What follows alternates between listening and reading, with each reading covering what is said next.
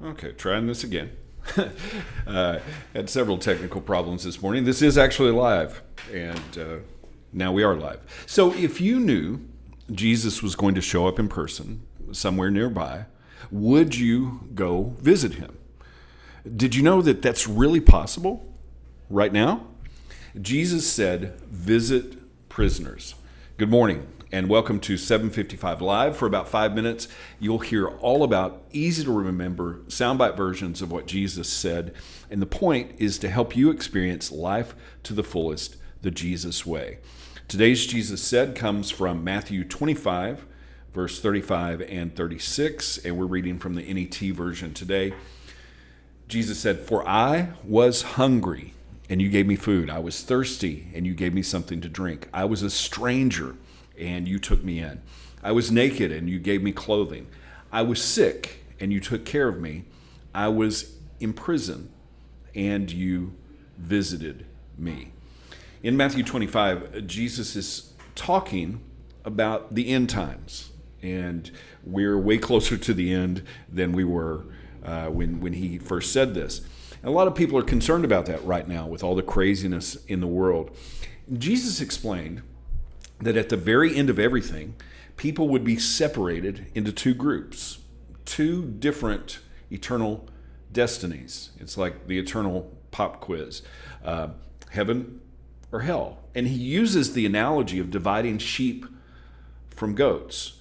What is the difference?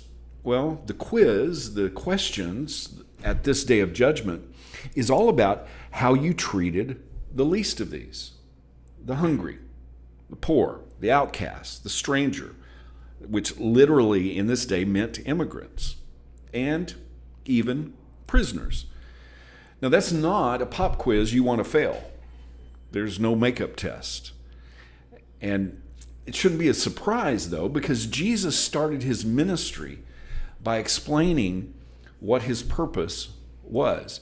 In Luke 4, 17 through 21, it says, "And the scroll of the prophet Isaiah was given to him." This was given to Jesus in the temple. "He unrolled the scroll and found the place where it was written, 'The Spirit of the Lord is upon me, because he has anointed me to proclaim good news to the poor. He has sent me to proclaim release to the captives and the regaining of sight to the blind, to set free those who are oppressed, to proclaim the year of the Lord," or the year of the Lord's favor. Then he rolled up the scroll, gave it back to the attendant, and sat down. And the eyes of everyone in the synagogue were fixed on him. And then he began to tell them, "Today, this scripture has been fulfilled, even as you heard it being read." That was Jesus' ministry. This is how Jesus started his ministry and how he lived his life.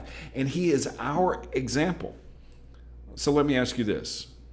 Would you go see Jesus in person? Think about it. If you knew Jesus was going to show up in your hometown today, would you show up? What if your eternal destiny depended on it?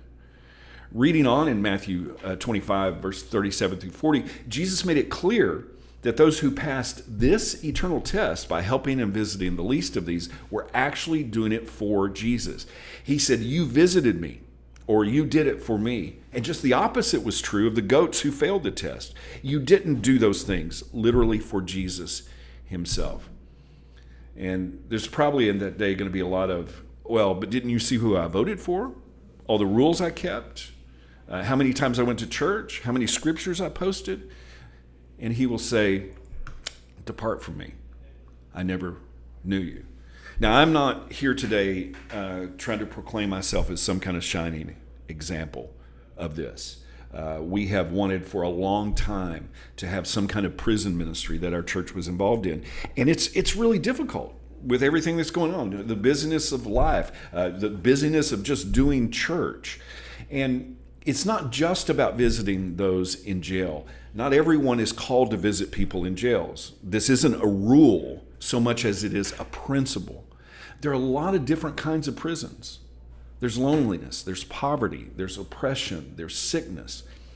And if you want to see Jesus, go visit prisoners. Reach out to the least of these. Jesus said, visit prisoners. How can you put that into action today. Thank you so much for listening. If this is meaningful to you, it really does mean a lot to me if you like it, if you share it, and you comment. I really appreciate you. I hope that you have an amazing day, and I hope this time together has helped you live life to the fullest, the Jesus way. And remember, follow Jesus today. Love first.